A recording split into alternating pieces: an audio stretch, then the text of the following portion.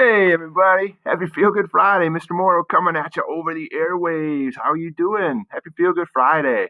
Uh, yes, let's talk a little bit about how we classify psychological disorders. Remember those three Ds. Is it deviant, distressful, or dysfunctional?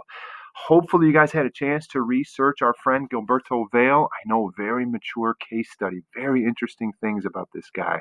Does he have a psychological disorder, or does he just have these strange fetishes that many of us think are just downright despicable? I don't know if you did the research or not. You're going to have a chance to comment on this in a little bit. But hopefully, you did see kind of how the criminal justice system worked with him and eventually what happened to him and where he is today. So, again, Gilberto Vale, thank you for looking at this. Very, very interesting case study that I always enjoy talking to students about because lots of interesting things going on with him. Also, remember Andrea Yates. She was the woman that murdered her five children, and she also has a very, very interesting study about how the criminal justice system handled her case. This happened right after 9/11, and first they found her guilty, almost gave her the death penalty. Her lawyers fought for an appeal, and to this day, she resides in a very low security, minimum security Texas mental hospital. She will probably be there for the rest of her life, but very interesting case study. Does she have a mental illness? Yes, of course. But how do we treat her? Do we lock her up and throw away the key? Or do we actually try to rehabilitate her and help her? Another interesting case study is Charles Singleton. Definitely do some research on him. He was a man that clearly was diagnosed with schizophrenia, and he murdered a store clerk back in 1979 in Arkansas. And the state of Arkansas prosecuted him to the fullest extent. He was clearly guilty. All the evidence was there.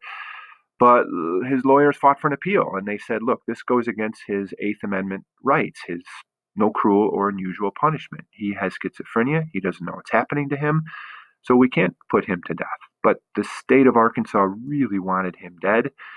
They gave him antipsychotic medications.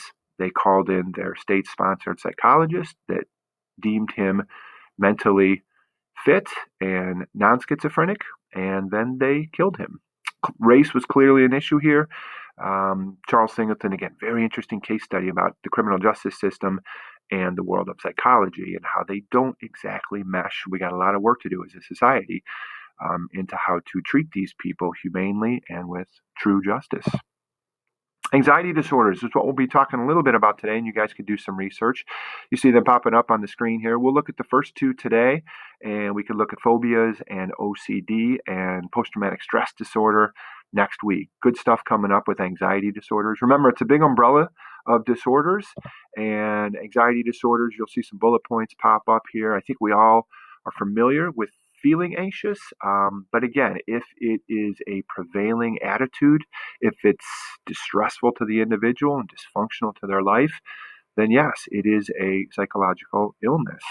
Deviant, no, we all feel anxiety, but again, if it's distressful and dysfunctional, perhaps get a professional to take a look. Very interesting that this is more of a female disorder than a male disorder.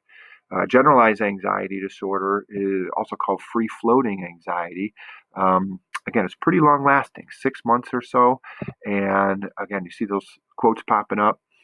Again, more common in women, rarely treated because we just think, hey, this is just a cultural disorder and people just kind of deal with it. Also, you'll be doing some research in a little bit here about mass hysteria and how mass hysteria, general shared anxiety, is common throughout history, and there's some really interesting cases out there. Definitely what we have going on now with COVID-19.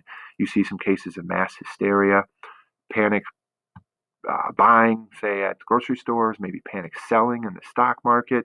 Very, very interesting things are happening on a group level behavior. We'll come back to that when we look at social psychology and group behavior down the road.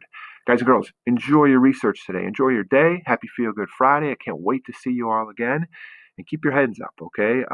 We are living in interesting times, and you will definitely have some stories to tell when this all clears up, okay? And again, this will end. So hang tough, y'all, and I'll see you very, very soon. Bye-bye.